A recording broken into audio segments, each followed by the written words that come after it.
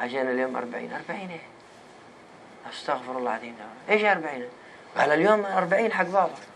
قلت 40 ولا 60 ولا 70، إيش يسوي 40؟ ولا حتى واحد يوم ما في ولا أحد يجي. قال لا اليوم لازم نسوي طباخ ويجيب عشاء. قلت والله ما يسوي ولا حتى واحد رز ولا شيء. قال حتى طيب نوزع صدقة. قلت ولا حتى صدقة، حتى وزع صدقة ما أبغى أوزع صدقة. ليه؟ عشان ما أبغى تخصيص صدقة عشان يوم 40. وزع صدقة في أي وقت، لكن عشان يوم 40 يوم أسبوعي وأنا كله ما. هذا وفي السلام ختام، ونسأل الله الكريم رب العرش العظيم أن يفقهنا وإياكم في الدين، وأن يبصرنا بسنة سيد المرسلين محمد صلى الله عليه وسلم، وأن يلهمنا رشدنا، وأن يردنا إليه ردا جميلا، ولي ذلك والقادر عليه. والسلام عليكم ورحمة الله وبركاته. سؤال جواب ولا؟ لا ما في وقت للأسئلة، لكن ممكن تترجم الباقي لأنه خلاص هي النهاية.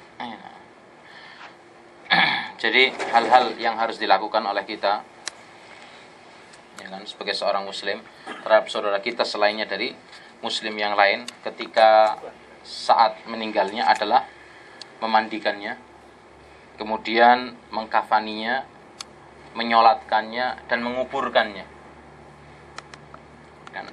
Dan ketika kita memandikan, itu poin pertama, memandikan mayit, ya kan, maka dianjurkan di dalam agama, dalam Islam, untuk tidak memandikannya kecuali, ya kan, orang-orang yang bertakwa dan dikenal dengan ketakwaan, orang-orang yang soleh dan dikenal dengan kesolehan. Karena memandikan mayit itu adalah merupakan sebuah amanat. Mungkin si mayit yang dimandikan itu memiliki aib-aib yang ada dalam tubuhnya, yang aibnya itu harus dijaga dan tidak boleh disebarluaskan.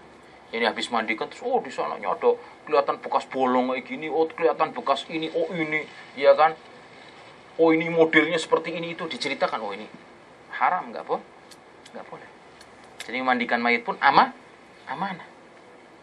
Dan apabila orang yang memandikan melihat sesuatu yang, ya kan, yang tidak disukai, itu pun harus disimpan dengan rapat dan tidak boleh disebarluaskan. Makanya tidak memandikan mayit kecuali orang-orang yang bertakwa, yang bisa menjaga, ya kan, aib orang lain dengan ketakwaannya tersebut. Dan kalau bisa dari kerabatnya sendiri. Orang yang bertakwa dari kerabatnya sendiri, dan dimandikan dengan cara-cara yang telah dicontohkan oleh Rasulullah SAW. Dimana ketika dimandikan itu mayit yang jelas harus dilepaskan dulu dari baju-bajunya. Apabila bisa dilepas dengan melepas dengan secara biasa, ya kan, maka dilakukan. Apabila tidak bisa, sulit, maka dengan cara dipotong, ya kan. Itu pun dalam keadaan aurat tidak boleh sampai kelihatan, dalam hal ini aurat yang besar seperti kemaluan.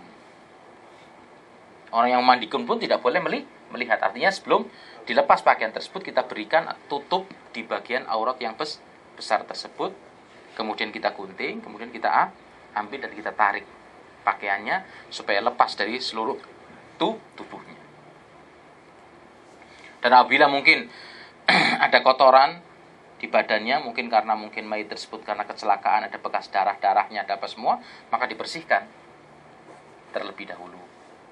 Kemudian setelah itu diwudukan, ya kan, oleh si yang tukang mencuci tadi, diwudukan, ya kan, seperti wudu dia ketika masih hidup, ya, tapi bukan berarti disentor dengan, ya kan, dengan air. Ada orang yang mungkin, ya kan, disemburkan pakai air seperti ini, ya kan, tidak, ya kan, tapi dimandikan. Ketika dalam mulut pun, ya kan, kita hanya ambil kapas, ya gitu, kemudian kita basahi, ya kan, bukan terus mulutnya dicangap terus dimasukin air, tidak, ya, bukan seperti itu, ya kan, tapi kita ambil kapas, kemudian kita basahkan mulutnya, kita usapkan di hidungnya, seperti itu. Kemudian setelah itu kita mandikan dan sebelum dimandikan itu biasanya dikeluarkan kotoran yang ada di perutnya, dengan kita angkat sedikit, kemudian kita agak tekan perutnya, ya kan, untuk mengeluarkan segala kotoran yang ada di dalam perutnya, ya kan, yang akan keluar melalui dubur. Kemudian nanti mungkin ada yang membantu yang sudah menyiapkan sentoran air toler ke dalam bagian bawah gitu loh.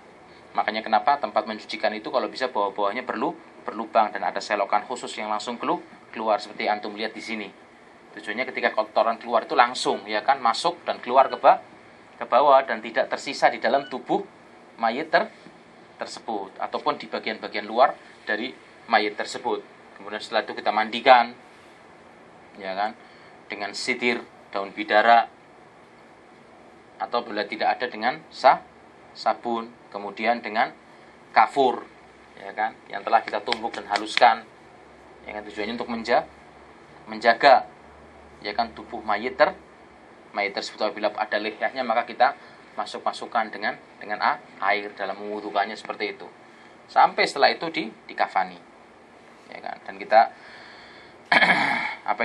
kafan itu untuk laki-laki ada 3 bagian, ya kan? Adapun untuk wanita ada 5 bagian.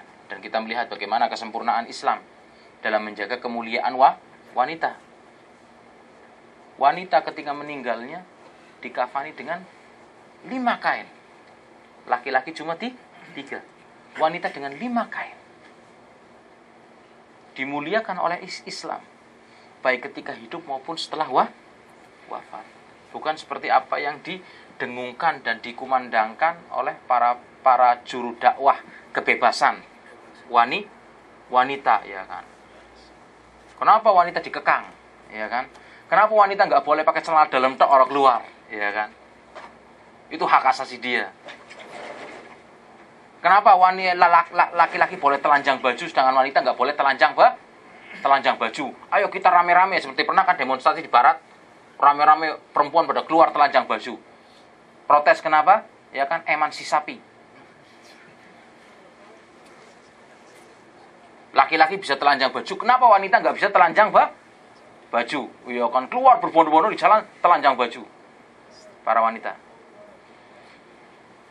Islam tidak memuliakan dan mengagungkan wanita di saat masih hidupnya, dan kita melihat ajaran Islam memuliakannya di saat wafatnya. Makanya ditutupnya pun dengan 5 kain supaya anggota tubuhnya tidak terlihat, baik dari bentuk payudaranya ataupun, ya kan, bahkan ketika menguburkannya pun, ya kan, atasnya dikasih kain seperti penutup, ya kan. Dan tidak menurunkan dan meletakkannya kecuali orang-orang yang mahramnya, anaknya, suaminya misalnya, kakaknya, adiknya, kakak adik laki-lakinya. Ini bagaimana Islam memuliakan wanita. Allah SWT tidak memerintahkan wanita muslim memakai busana muslimah kecuali untuk memuliakan wanita tersebut. Bukan seperti wanita-wanita yang tertipu, ya kan, seperti itu. Tertipu dan ingin, ya kan, seakan-akan dengan kebebasannya itu adalah merupakan sebuah modal kebahagiaan seperti itu. Kemudian